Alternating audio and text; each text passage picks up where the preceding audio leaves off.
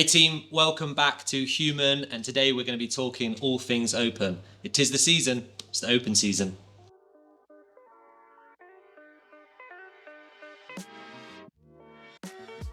So the Open, what is the CrossFit Open? How many workouts are there? What kind of movements are in it? How many people get involved? We're going to take a bit of a deep dive, having a look at what it entails and the setup of it. Stick around, we've done a little bit of research about what movements have come up fairly regularly, so we're going to talk through what we think will be coming up in 2024. The Open is one of the most mass participated sports that we know of, with over 320,000 people signing up for this event as it shows up. It's three weeks.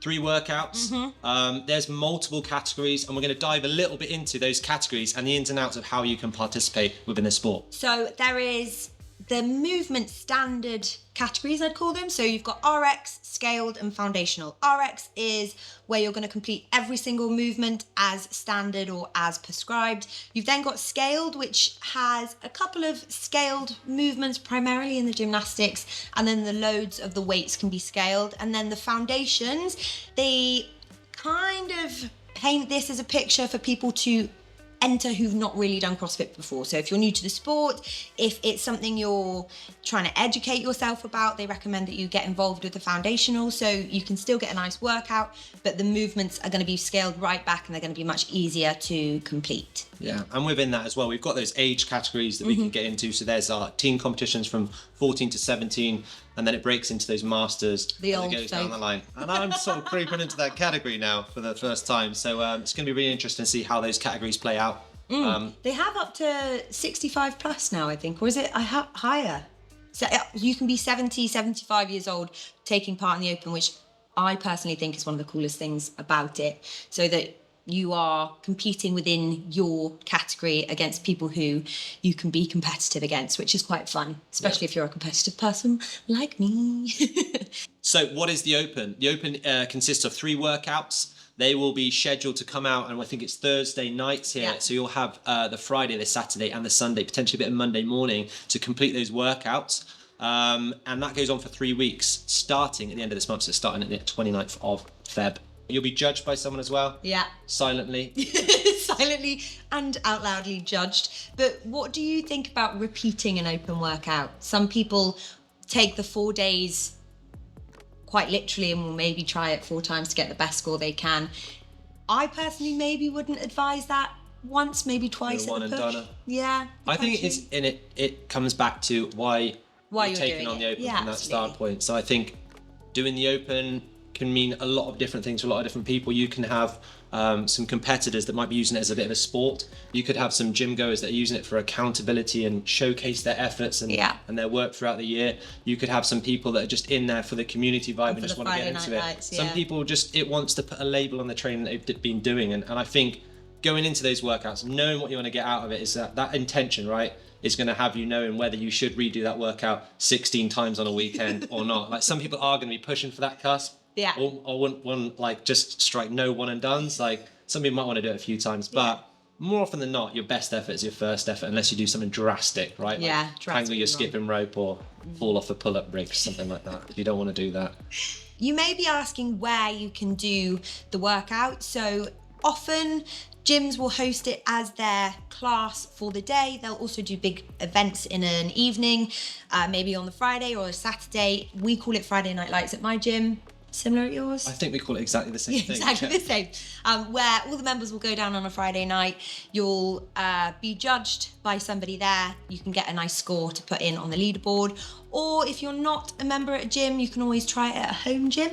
Yeah, so even if you aren't affiliated with a gym, you could do those things, do the workout at home. In your garage, and if you film that video, then it will be judged for the quality of range of motion, the reps and all that as well. So it's a fantastic way to do it. I would even recommend, if you do these exercises on your own, you could go to a local gym. If you're on holiday or one of those weekends you're away, right, you can get into a local gym and people will support and help and cheer you through those things. I think that's the brilliance of the community as well with that, right? Definitely. So there's very little barriers to be able to get involved. So the workouts every year take different kinds of structure and format. We're going to have a look at what kind of things are going to be tested, whether that's engine, strength, gymnastics, skill, capability. Take it away. I can tell you exactly what these workouts will be. Definitely not. Well, no, because Dave Castro has said we should be scared. Yeah, it's going to be different. As far as 24.1, the actual event, I'm really excited about the programming and what we have in store for that, because I think it's going to be one of the most beautiful, effective, and unique open workouts, and definitely first workout that we have ever done in the open. I was going to say that would be the best predictor of these workouts is the unknowable, right? And that's the unknown and unknowable. It's the constantly varied. So we know there's going to be tests of fitness. Whatever happens, it's going to be testing your capacity, your work capacity over time. Yeah. How long that time frame is, realistically, it's probably going to be less than 20 minutes, right? There might be some shorter, punctual ones. There may be some workouts you buy into extra time. I thought we'd have a little look at one of the workouts last year. The first workout from last year is actually a repeat as well from 2014. I remember doing that back in when 2014. TVs were white and black, yeah, that's the one. Yeah, white and black. Yeah. So the workout, it was what we call a chipper. It's an AMRAP, a chipper. So the AMRAP means as many rounds, as many reps as possible. You're going to try and cycle through these movements. Continuous workload, yeah. Continuous workload, yeah. So the fitter you are, the more you have to do, right? Or get to do. Yeah. The workout was rowing, 60 calories. We had toes to bar in there, 50 repetitions. Wall ball shots, there was 40 in there. Cleans, moderately light load on those cleans, and then it finished with muscle ups. All right, and once you've done those muscle ups, 20 repetitions, you're going back to the top and you're cycling around through that. So a bit of mixed modality. Yeah. You've got gymnastics, weightlifting, kind of body weight, sort of engine-y capacity with the wall balls and row. So we're covering a lot within the scope of one workout. Yeah. And it was a super achievable workout for people to take on those different categories, right? Yeah, it had that definitely. element for the people that were in that top level that wanted to showcase the high-end muscle ups. They had to work for it because they had to get through all that work before. All the way But there. then also with those foundationals and scaled, there were some really nice options with jumping chin over the bars, and sort of different heights and things like that as well. But that sort of workload for everybody, I think I didn't see one person that wasn't working hard at the end of that workout. Yeah, and it was a nice time domain, so 14 minutes of work. It's not going to be a massive schlep through 20 minutes trying to hold on for dear life, but it's definitely going to test your fitness capacity and see how long you can push that high heart rate for. Yeah. So I guess workouts that you could expect, there could be task priority. So a set amount of work to do as fast as you can. Yeah. Then that's For you're time. going to get 4 time. Yeah, your classic 4 We times. love a It's a 4 race, time. right? Yeah. You got to start, you got to finish. You've got your AMRAPs. They often have like a time window, so you might have to buy into an extra window. So you get Always the work fun. done in 3 or 4 minutes. Can you get into that next window? More work, more work. That's almost testing your gut as much as it's testing your fitness, right? Yeah. Can you think of any of your favourite workouts that have been pulled up from the past? So I don't even have to think. 22.2, deadlifts and burpees over the bar from 1 to 10 and then straight back down again.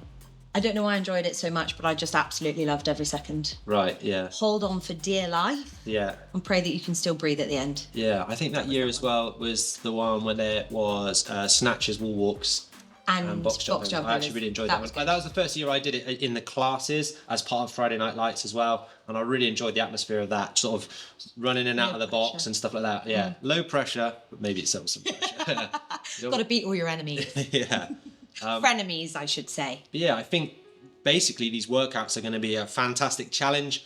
There are going to be nerves involved. There's going to be a few gut checks in there. I think that's a good point to make. People get really nervous before workouts like this because it's probably a slightly different environment, especially if you're used to class workouts or doing programming on your own. Suddenly you are starting at the same time as everybody else. You set off, you've got a little bit of internalized pressure, I'd say, to do the best and do yourself proud. So remember that this is enjoyment, this is for fun, this is something that people do to get involved with and to get fitter. So if you do feel those nerves before getting involved, remember it's for fun. Give yourself a bit of a smile, is what I would recommend.